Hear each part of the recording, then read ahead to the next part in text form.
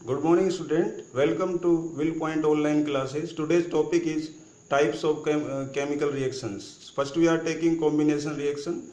The reaction in which two or more substance like element or compound combine together to make only one substance is called combination reaction. Meaning ये है कि ऐसे reaction जिसमें जो है दो compound जो ज्वाइन हो सकते हैं या दो एलिमेंट ज्वाइन होते हैं और या एक एलिमेंट और एक कंपाउंड ज्वाइन होते हैं, लेकिन जो रिजल्ट होता है वो एक कंपाउंड ही आता है। देखिए ये भी कंपाउंड है, ये भी कंपाउंड है और ये भी कंपाउंड है, तो उस रिएक्शन को हम कॉम्बिनेशन रिएक्शन कहते हैं। नाम से याद कर सकते हैं हम। Combination means combine. जब टू और मोर एलिमेंट कंबाइन होते हैं तो हमारे पास क्या बनती है? कॉम्बिनेशन रिएक्शन बनती है। तो ये एग्जाम्पल हैं, 3 मैंने आपको बता दिए हैं। अब आगे देखेंगे, हमारे पास है डिकम्पोजिशन रिएक्शन। ये बड़ा आसान है, जो ऊपर वाला हम सीख चुके हैं, तो ये बहुत ही आसान है। डिकम्पोजिशन रिएक्शन जस्ट अपोजिट होती है किसकी? कॉम्बिनेशन रिएक्शन की। यहाँ पर टू और मोर एलिमेंट कंबाइन होते हैं और एक क्या बनाते हैं? सिंगल वन बनाते हैं, जिसे हम कॉम्बिनेशन रिएक्शन कहते हैं। और यहाँ पर क्या होता है कि एक सिंगल जो है ब्रेक होकर के टू और मोर क्या बनाता है?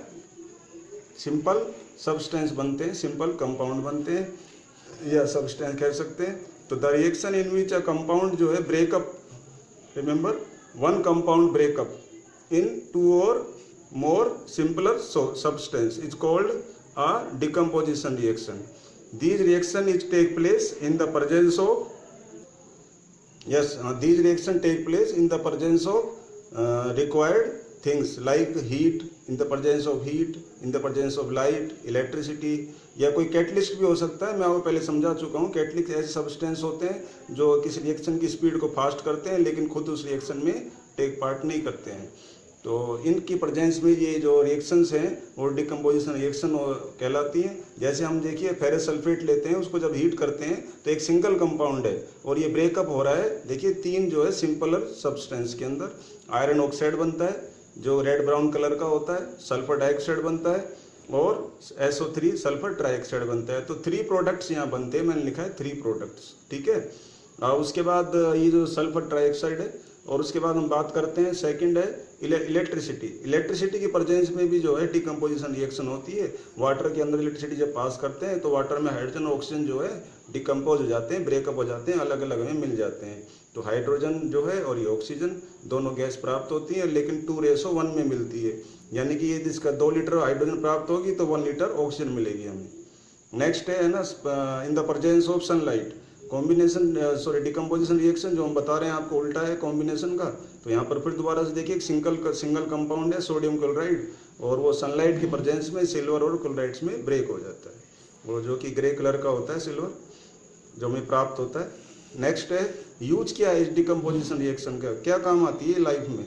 तो डिकम्पोजिशन रिएक्शन जो है आर यूज इन एक्सट्रैक्शन, मतलब होता है रिमूवल ऑफ मेटल्स। जो मेटल है अर्थ के अंदर प्योर फॉर्म में नहीं पाए जाते हैं, तो उनको रिमूव करने के लिए हम डिकम्पोजिशन रिएक्शन की हेल्प लेते हैं फ्रॉम देयर ऑक्साइड्स। तो मेटल जो है अपने ऑक्साइड्स के रूप में होते हैं, ठीक है। जैसे एल्युमिनियम है, एल्युमिनियम ऑक्साइड के रूप में पाया जाता है। कॉपर है तो कॉपर भी ऑक्साइड के रूप में मिलते हैं। जनरली मेटल्स अपने ऑक्साइड्स के रूप में पाए जाते हैं, तो उनमें से हम ऑक्साइड्स को रिमूव कर देते हैं तो मेटल मिल जाता है प्योर। तो देखिए ये एल्युमिनियम ऑक्साइड है, अब ये एक सिंगल कंपाउंड है, ब्रेक होगा, हमें क्या मिलेगा? एल्युमिनियम और ऑक्सीजन मिलेगा। तो डिकम्पोजिशन रिएक्शन का यूज हो रहा है मेटल एल्युमिनियम को प्योर फॉर्म में प्राप्त करने में।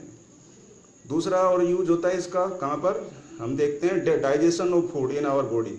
हमारी बॉडी में जब फूड का डाइजेशन होता है ऑक्सीजन की प्रेजेंस में, तो हमारे पास क्या होता है? वाटर बनता है और बॉडी के अंदर कार्बन डाइऑक्साइड गैस बनती है जो हम जो ब्रीथ आउट करते हैं जब छोड़ते हैं, और साथ में हीट प्रोड्यूस होती है जो हमारी बॉडी को आवश्यकता पड़ती है। इसलिए हम जो है विंटर के अंदर ज़्यादा खाना खाते हैं, क्योंकि हमें जो है ज़्यादा हीट चाहिए होती है। तो ज़्यादा हीट कब बनेगी? जब ज़्यादा जो है यूज करेंगे इसको, किसको? फूड को। फूड से मतलब हो गया ग्लूकोज, कहे तो फूड कहे तो एक ही बात है। तो ये पहले हम प्रीवियस टॉपिक में पढ़ भी चुके हैं। उसके बाद आती है नेक्स्ट टॉपिक हमारा reactivity series of metals. Reactivity series of metal में हम क्या देख रहे हैं कि जो अरेंजमेंट होता है मेटल का in the decreasing order of their reactivity is called reactivity series of metal, या कह सकते हैं activity series of metal. It is as follow, इस तरह से होता है। देखिए मतलब क्या है कि जो मेटल्स हैं, दुनिया में बहुत सारे मेटल हैं, उन मेटल्स को उनकी रिएक्टिविटी के अकॉर्डिंग जो है उनको अरेंज कर दिया जाए तो जो हमें सीरीज प्राप्त होती है उसको हम रिएक्टिविटी सीरीज कहते हैं। जो मोस्ट रिएक्टिव एलिमेंट है उसको हम टॉप पे रखेंगे, उससे कम रिएक्टिव उसके नीचे, उससे कम रिएक्टिव उसके नीचे। तो अब एक प्रॉब्लम आती है बच्चों को, सर इसको जो सीक्वेंस में लर्न कैसे करें, तो उसके लिए मैंने एक टेक्निक लिख दिया है यहाँ पर, आप उसको हिंदी में लर्न कर सकते हैं। तो मैंने लिखा है कि का ना भाई या काए मांगे आलू जी है को नी सब है क्यों मांगे चांदी सोना प्लेटिनम। ये देखिए ये चीज़ मैं यहाँ भी आपको बोल के दिखा रहा हूँ कि मतलब काना के का ना भैया काए मांगे आलू जी फे को नी सब में ध्यान रखेंगे। से जो है हमने एसन के लिए लिया है, जैसे हम स्टेनस कहते हैं, और बे जो हमने जो है लेड के लिए, जैसे पी भी कहते हैं। तो सब है क्यों मांगे चांदी सोना प्लेटिनम। तो ये कृष्ण भगवान के ऊपर बनाया है कि काना भैया काए मांगे आलू जी फेंको नी सब है क्यों मांगे चांदी सोना प्लेटिनम। कृष्ण भगवान को कोई चीज़ की कमी थोड़ी है, वो कहते हैं सब चीज़ फेंको, हमें कुछ नहीं चाहिए सोना चांदी। तो इस तरह से हमने टेक्निक बनाई है लर्न करने की। एक ग्रुप और होता है, उसका नाम है हेलोजन ग्रुप। ये फ्लोरीन क्लोरीन ब्रोमीन आयोडीन, इस पूरे ग्रुप को हेलोजन ग्रुप कहते हैं। उसमें सबसे ज़्यादा रिएक्टिव फ्लोरीन होता है, उससे कम क्लोरीन होता है, उससे कम ब्रोमीन, फिर आयोडीन होता है। तो ये डिक्रीजिंग ऑर्डर है। अब मैंने एक एग्जाम्पल दिया यहाँ से, अगर हम कोई पिक कर लेते हैं मैग्नीशियम, और एक मैंने पिक कर लिया रेंडमली यहाँ से, ये दूसरा है कार्बन है, एक लेड है, जैसे ये ले लिया है मैंने। तो अगर हमें चेक करना हो, कैल्शियम है सॉरी, तो चेक करना हो कि कौन ज़्यादा रिएक्टिव है कौन ज़्यादा कम है। ये कोबाल्ट था, सॉरी कोबाल्ट है, ये कोबाल्ट है, कोबाल्ट को ध्यान रखेंगे। तो अब देखिए देख रहे हैं कि रिएक्टिविटी सीरीज में मैग्नीशियम ज़्यादा रिएक्टिव है, कोबाल्ट कम रिएक्टिव है, और दूसरा है लेड है, वो और भी कम रिएक्टिव है, ये लेड आगे नीचे। तो इस तरह से जो है हम इसको यूज करेंगे, आगे जो रिएक्शन आएगी हमारी और टाइप की उसमें यूज करेंगे। ठीक है, कि देखिए ये हमारा जो है अगला है थर्ड टाइप की जो हमारी रिएक्शन है, जिसे हम डिस्प्लेसमेंट रिएक्शन कहते हैं। इसमें अब रिएक्टिविटी सीरीज का यूज होगा, कैसे करेंगे अभी आप समझ जाएंगे। तो अब देखिए द केमिकल रिएक्शन, केमिकल जो है क्या है reaction in which one more reactive element जो होता है, मोर रिएक्टिव जो एलिमेंट होता है वो डिस्प्लेस कर देता है किसको, अदर लेस रिएक्टिव एलिमेंट को, of A compound is called displacement reaction. तो डिस्प्लेसमेंट से इसका भी आप जो है डेफिनेशन लर्न करने का तरीका नाम से याद करिए, डिस्प्लेस करना, एक को हटा के दूसरे को लगाना। आपकी क्लास में जो अगर टीचर एब्सेंट होता है तो उसकी जगह दूसरा टीचर ही उस जो है उसको डिस्प्लेस करता है और वो वहाँ पर पीरियड ले लेता है। तो ऐसे यहाँ पर है जो क्या होता है, ऐसे रिएक्शन जिसमें एक more reactive element less reactive को हटा देता है, तो वो क्या कहलाता है, डिस्प्लेसमेंट रिएक्शन कहलाती है। इन दिस रिएक्शन वन जो है एटम और ग्रुप ऑफ एटम डिस्प्लेस हो जाते हैं किसके द्वारा, किसी दूसरे एटम के द्वारा या दूसरे ग्रुप ऑफ एटम के द्वारा। तो देखिए यहाँ पर जो जिंक है वो ज़्यादा रिएक्टिव है किससे, हाइड्रोजन से, तो ये इसको हटा देता है और यहाँ पर जिंक को क्या कर लेता है, इसको डिस्प्लेस कर देता है हाइड्रोजन को और खुद लग जाता है। देखिए जिंक सल्फेट प्लस H2, ठीक है। और यहाँ पर देखिए Fe और Mg, इनमें से कुछ एक को लेते हैं तो यहाँ कॉपर सल्फेट हो गया। तो कॉपर सल्फेट में हम यहाँ कह सकते हैं कॉपर को जब हम जो है डिस्प्लेस कर रहे हैं किससे, Fe से। क्यों कर पाता है Fe कॉपर को डिस्प्लेस, क्योंकि Fe मोर रिएक्टिव है। आप पीछे जो मैंने सीरीज पढ़ाई है आप उसमें देख सकते हैं। तो कॉपर क्या करेगा, या मैग्नीशियम क्या है, दोनों रिएक्टिव होते हैं ज़्यादा किससे, कॉपर से, तो ये दोनों हटा सकते हैं, खुद लग जाते हैं और कॉपर अलग हो जाता है। और उसके बाद इस तरह से ये पोटेशियम ब्रोमाइड है, क्लोरीन है, तो पोटेशियम क्या करता है, जो टॉप पे था वो क्या करता है, क्लोरीन नीचे होती है उसको क्या करता है, डिस्प्लेस कर देता है, खुद लग जाता है, ब्रोमीन अलग हो जाती है। सिल्वर क्या करता है, कॉपर को डिस्प्लेस कर देता है या कॉपर सिल्वर करता है। तो हमने देखा कि जो सिल्वर है वो सबसे नीचे है रिएक्टिव सीरीज में, जस्ट गोल्ड के पास है, लेकिन कॉपर ऊपर होता है रिएक्टिविटी सीरीज में। तो कॉपर जो है सिल्वर को हटा देता है और खुद लग जाता है। इस तरह से जो है हम पीछे जो रिएक्टिविटी सीरीज पढ़ चुके हैं उसका यूज होता है, ठीक है। अब हम फोर्थ टाइप पढ़ रहे हैं केमिकल जो रिएक्शन है, उसका फोर्थ टाइप है डबल डिस्प्लेसमेंट रिएक्शन। आपने पढ़ा था कि अभी डिस्प्लेसमेंट रिएक्शन, उसको सिंगल डिस्प्लेसमेंट रिएक्शन भी कहते हैं, और यहाँ पर हम पढ़ रहे हैं जो वो है डबल डिस्प्लेसमेंट रिएक्शन। अब दोनों में डिफरेंस वही, आप तरीका याद रखें, जब भी कोई चीज़ को डेफिनेशन में लर्न करें तो उसके हेडिंग से लर्न करें। डबल डिस्प्लेसमेंट मतलब एक जो एटम नहीं, दो एटम जो है डिस्प्लेस होते हैं। कैसे होते हैं वो देखिए। दो reaction in which two compounds react करते हैं, लेकिन कैसे करते हैं? By an exchange of mono और polyatomic ions to form two new compounds is called double displacement reaction. मतलब क्या हुआ, दो कंपाउंड रिएक्शन तो करेंगे, लेकिन कैसे करेंगे? दोनों अपने अपने जो एटम्स है उनको जो है एक्सचेंज कर लेंगे। एक्सचेंज कर लेंगे मतलब ये मेरा कहने का मतलब है कि ये इसके एटम को डिस्प्लेस कर देगा, ये इसके को कर देगा। इस तरह से जो है दो बार डिस्प्लेसमेंट हो गया, इसलिए इसका नाम है डबल डिस्प्लेसमेंट रिएक्शन।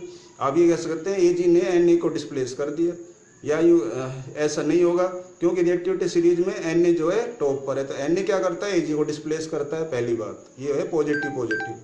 और उसके बाद आता है दूसरा हमारे पास है, वो है क्या है, ये जो क्लोरीन और नाइट्रेट है, तो ये भी एक दूसरे को डिस्प्लेस कर देते हैं, नेगेटिव नेगेटिव। तो एक तो पॉजिटिव दूसरे को डिस्प्लेस कर रहे हैं और एक नेगेटिव कर रहे हैं। तो देखिए AgCl बन रहा है ना, तो नाइट्रेट को Cl ने डिस्प्लेस कर दिया और ये बन गया NaNO3। और Na ने किसको कर दिया? Ag को कर दिया, खुद लग गया इसके आगे, NaNO3 बन गया। तो पॉजिटिव्स और नेगेटिव एक दूसरे को डिस्प्लेस कर देते हैं, तो यहाँ पर डबल डिस्प्लेसमेंट होता है, इसलिए इसको बोलते हैं डबल डिस्प्लेसमेंट रिएक्शन। और जनरली डबल डिस्प्लेसमेंट रिएक्शन का एग्जांपल अगर हम डेली लाइफ में देखें तो वो सभी रिएक्शन जिनमें जो वाटर जो है प्रोडक्ट के रूप में प्राप्त होता है। मैंने लिखा है इफ द प्रोडक्शन जो है प्रोडक्शन क्या होता है? एक्वस होता है और वो वाटर के रूप में होता है, तो वो डबल डिस्प्लेसमेंट रिएक्शन होती है। जो लोअर क्लास में पढ़ चुके हैं आप, जैसे मैंने एग्जांपल लिया है सोडियम हाइड्रोक्साइड जो कि बेस है और HCl एक एसिड है, दोनों एक्वस लेते हैं तो हमें सॉल्ट मिलता है और वाटर मिलता है। लेकिन इस रिएक्शन में आप देख रहे हैं कि वाटर बन रहा है, तो जिन रिएक्शन में वाटर बनता है दो कंपाउंड के रिएक्ट करने के बाद, तो वो गारंटी होती है मोस्टली वो डबल डिस्प्लेसमेंट रिएक्शन ही होती है। और भी एग्जाम्पल लिखे मैंने डबल डिस्प्लेसमेंट के। बेरियम क्लोराइड है, Na2SO4 है, रिएक्ट करते हैं BaSO4 बनता है। और यहाँ पर आप देख रहे हैं कि जो Ba है और Na है, इसमें Na मोर रिएक्टिव होता है, वो Ba को हटा देता है और खुद जो है NaCl यानी कि सोडियम क्लोराइड बना लेता है। और ऐसे ही क्लोरीन और जो है हमारे पास सल्फेट है, तो इसमें बेरियम के साथ सल्फेट लग गया, ये क्लोरीन के साथ डिस्प्लेस हो गया। तो इस तरह से जो है डबल डिस्प्लेसमेंट होता है पॉजिटिव का और नेगेटिव का। अब उसके बाद अगली है एल्युमिनियम। हमने लिया है क्या है? Chloride, aluminium chloride, ammonium hydroxide है। तो यहाँ पर हमारे पास एल्युमिनियम हाइड्रोक्साइड बनता है, ऐसे ही जो है अमोनियम क्लोराइड बनता है। यहाँ भी जो है अमोनियम और एल्युमिनियम जो है, इन दोनों में हम देख रहे हैं कि एल्युमिनियम जो है क्या है, ज़्यादा रिएक्टिव है, तो ये क्या करता है? NH4 को हटा देता है और खुद आ जाता है। तो ये ऐसे ही दूसरी तरफ होता है Cl और OH में, ये भी एक दूसरे को डिस्प्लेस कर देते हैं और ये बन जाता है। तो डबल डिस्प्लेसमेंट हो रहा है हर बार, ठीक है। तो ये थी डबल डिस्प्लेसमेंट रिएक्शन। तो इस तरह से हम चार तरह की जो है रिएक्शन पढ़ चुके हैं, और चारों तरह की रिएक्शन में हम फिर दोबारा आपको बता रहे हैं। एक तो होती है हमारी कॉम्बिनेशन, उसका अपोजिट है डिकम्पोजिशन रिएक्शन। फिर हमारे पास आती है तीसरी डिस्प्लेसमेंट रिएक्शन, जैसे मोर रिएक्टिव लेस रिएक्टिव को हटा देता है। चौथी आती है हमारे पास डबल डिस्प्लेसमेंट रिएक्शन, और जिसमें क्या होता है, दो कंपाउंड रिएक्ट करते हैं और आपस में जो है दो आयंस या पोलोएटमिक आयन एक दूसरे को एक्सचेंज करते हैं, और एक्सचेंज करके दो नए कंपाउंड बना लेते हैं। तो ये डबल डिस्प्लेसमेंट रिएक्शन कहलाती है। सो आज इतना ही।